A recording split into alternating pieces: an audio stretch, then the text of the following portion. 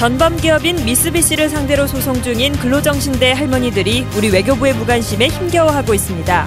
반면 일본 정부는 이 문제에 대해 적극적인 지원 사격에 나서 대조를 보이고 있습니다. 올해로 20회째를 맞는 광주 김치축제가 세계화 산업화 측면에서 투자 대비 소득이 취약하다는 지적을 받고 있습니다. 전국에서 처음으로 광주 지역에서 부도난 아파트에 대해 취득세가 부과됐습니다. 전국적으로 파급 효과가 클 것으로 보입니다. 연일 폭염이 계속되고 있는 가운데 닭과 오리, 돼지 등 가축들이 잇따라 떼죽음을 당하고 있습니다. 여러분 안녕하십니까? 광주 MBC 뉴스데스크입니다. 오늘은 68주년 광복절이지만 오늘을 마냥 기뻐할 수 없는 이들이 있습니다. 일본 기업 미쓰비시를 상대로 소송 중인 근로정신대 할머니들 얘긴데 우리 정부의 무관심 때문에 더 힘들어하고 있습니다. 그런데 일본 정부는 한국에서 진행 중인 자국 기업의 소송을 적극적으로 지원하고 있습니다. 일본 외무성이 우리 재판부에 보낸 문서를 김인정 기자가 입수했습니다. 일본 기업을 상대로 낸 징용자들의 손해배상 소송에서 대법원은 지난해 5월 의미 있는 판결을 냈습니다.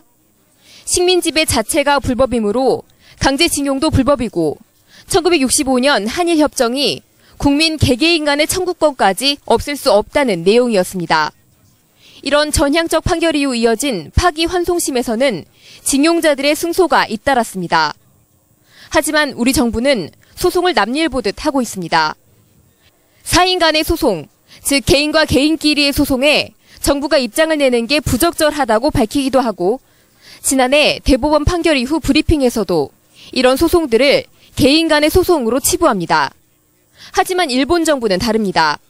일본 외무성이 지난 5월 미쓰비시 손해배상 소송을 다루던 부산고법에 제출한 의견서입니다. 한일 협정으로 다 해결됐으니 일본과 그 국민인 미쓰비시 중공업은 손해배상에 응할 법적 의무가 없다고 일본 기업을 정부가 적극 변호합니다. 그렇다고 하면 대한민국 정부는 도대체 보호해야 될 국민이 누구이며 일제 피해자들은 대한민국 정부가 보호해야 될 국민의 범위에 포함이 안 되는 것인지 오히려 묻고 싶습니다.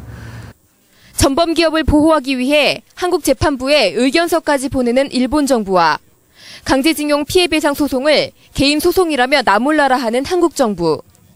두 정부의 태도 차이가 해방 68주년을 맞은 한일 과거사 청산의 현주소입니다. MBC 뉴스 김인정입니다. 68주년 광복절을 맞아 광주 전남 지역에서도 다채로운 기념 행사가 열렸습니다. 광주시는 오늘 오전 빛고울 시민문화관에서 광복회원과 유가족 등이 참석한 가운데 광복절 경축식을 열고 독립유공자 2명에게 위문품을 전달했습니다. 전라남도도 광복절 경축식을 갖고 독립유공자에게 상패를 수여했습니다. 광복절을 맞아 광주 시내 아파트 단지에서는 각 가정마다 태극기를 내걸고 나라 사랑하는 마음을 되새겼습니다. 광주 김치축제가 시작한 지 올해로 벌써 20년째입니다. 전라도 김치 맛을 널리 알리고 돈도 벌겠다고 시작했는데 지금 현실은 어떨까요? 윤근수 기자가 취재했습니다. 광주 김치축제를 앞두고 여는 특별 행사가 지난해 미국 워싱턴에 이어서 올해는 우리나라의 대표 공전 경복궁에서 다음 달 7일 열립니다. 김치의 중요성은 대한민국의 다른 유물들과 비교해서 떨어지지 않는다고 생각하는 그런 것을 상징적으로 나타내기 위해서 경복궁에서 하는데요. 김치축제 본행사는 10월에 열립니다.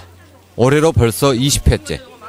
광주 김치의 산업화, 세계화를 목표로 시작했지만 성과는 빈약합니다. 지난해 광주 김치의 수출량은 겨우 3톤, 우리나라 김치 수출량의 0.01%에 불과합니다. 생산 실적도 조금씩 늘고는 있지만 국내 시장 점유율은 1.2%에 머물고 있습니다. 김치 우리 업체들의 영세성, 한계성이 있기 때문에 빠른 성장이 안 되고 있다는 거죠. 그래서 통합 브랜드 상품을 대량 생산하도록 김치타운에 있는 공장 운영을 광주 김치협회에 맡겼지만 하루 생산량은 2, 3톤, 공장 가동률은 30% 안팎입니다. 다양하게 여러 군데를 가져오거나 아니면 몇 군데 안 되더라도 대량으로 납품할 수 있는 이런 매출처를 뚫어야 되는데 지금 그 기로에 서 있습니다. 그동안 광주시는 김치축제에 107억 원, 김치타운 건립에 341억 원 등 예산 수백억 원을 김치 산업화를 위해 쏟아부었습니다. 이러고도 안 되는 걸 보면 전략을 수정하든 목표를 포기하든 무슨 수를 내야 할 것으로 보입니다. MBC 뉴스 윤문수입니다. 광주 지하철 2호선 건설을 위한 기본 설계가 내년 하반기쯤에나 가능할 것으로 보입니다. 광주시와 국토교통부 등에 따르면 광주 지하철 2호선을 저심도 경전철 방식으로 변경하기 위한 기본 설계비 52억 원이 기획재정부 1차 예산심의에 반영되지 못했습니다. 이에 따라 국토교통부는 올 하반기까지 기본계획 변경 승인을 추진하고 내년 하반기에는 광주 지하철 2호선 기본 설계에 착수할 수 있을 것으로 전망했습니다. 봉급 생활자들의 분노를 산 정부의 이번 세제 개편안 때문에 이 비과세 금융상품에 대한 관심이 다시금 높아졌습니다. 이 세금 부담이 늘어난 봉급 생활자들을 위한 절세 요령, 황성철 기자가 설명하겠습니다. 급여 생활자 양시호 씨는 이번 정부의 세제 개편안을 보고 분노했습니다. 대기업과 고소득자에 대한 감세와 혜택을 그대로 둔 채 서민들에게 책임을 떠넘기고 있다는 생각 때문입니다. 대기업이라든지 고소득 자영업자가 아닌 유리할 지갑인 월급쟁이들한테 이렇게 부과하는 방식에 있어서 굉장히 불만을 느끼고 있습니다. 월급쟁이 입장에선 자신에게 적합한 비과세와 절세 효과를 찾아볼 수밖에 없습니다. 저 같은 경우 어떻게 하는 게 세액 공제에 유리한지 한번 상담해 보겠습니다. 고객님께서는 현재 연금펀드에 25만 원 가입하고 계시기 때문에 추가로 10만 원 더 가입이 가능하십니다. 저소득층에게 가장 유리한 건 연금저축입니다. 세금 계산법이 달라져 실제 돌려받는 돈이 지금보다 2배나 많아졌기 때문입니다.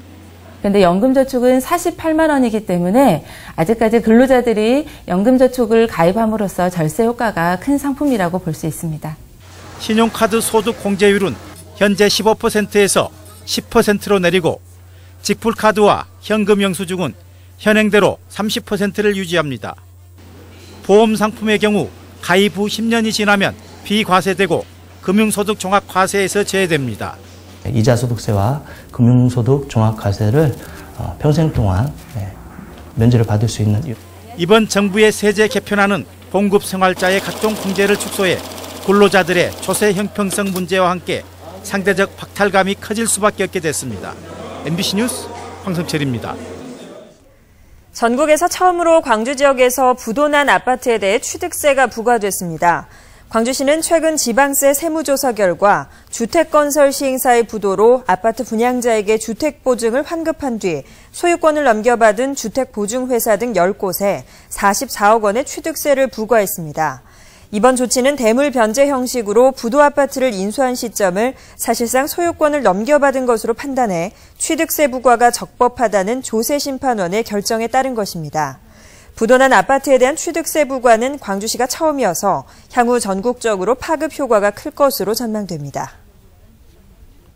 우리나라로 일하러 온 외국인 노동자들 상대적으로 위험한 일에 종사하다 보니 이런저런 사고가 많지만 의사소통이 어려워 대처가 쉽지 않습니다. 소방당국이 이런 외국인 노동자들을 위해 맞춤 교육을 벌이고 있습니다. 송정근 기자입니다. 지난해 2월 화순의 한 공장에서 우즈베키스탄 노동자가 가동 중이던 기계에 몸이 끼어 숨졌습니다. 말이 통했다면 참사를 피할 수도 있었습니다. 이 같은 안전사고는 외국인 노동자들에게 더 자주 일어나고 있습니다. 지난해 우리나라 국민의 산재율은 0.59%인데 외국인 노동자의 산재율은 0.7%로 더 높고 산재 발생 건수도 해마다 증가세에 있습니다. 우리나라 사람들하고 의사소통이 제대로 되지 않기 때문에 가장 큰 원인이라고 생각을 하고요. 그리고 이제 문화적인 차이, 아무래도 근무 여건, 날씨라든가 생활 여건이 달라지다 보면. 광주에서 일하고 있는 외국인 노동자는 모두 6천여 명입니다. 광주시 소방본부는 이주 여성 21명을 모아 외국인 의용 소방대를 꾸렸습니다. 사고가 발생했을 때 외국인 근로자들이 즉시 응급처치를 할 수 있도록 심폐소생술과 소화기 사용법 등을 교육했습니다. 어떤 리엔 반에 하우 존짓 거래 뭐 조이 반다에라 겸 아트반. 다문화 여성 의용 소방대가 외국인 노동자들의 안전 지킴이로 자리 잡을 수 있을지 주목됩니다. MBC 뉴스 송정근입니다. 세계 수영대회 공문서 위조 사건과 관련해 공무원 2명이 추가로 소환돼 검찰 조사를 받았습니다. 광주지방검찰청은 수영대회 관련 정부 보증서가 위조된 과정과 책임 소재를 밝히기 위해 광주시청 7급 공무원 등 2명을 추가로 불러 조사했습니다.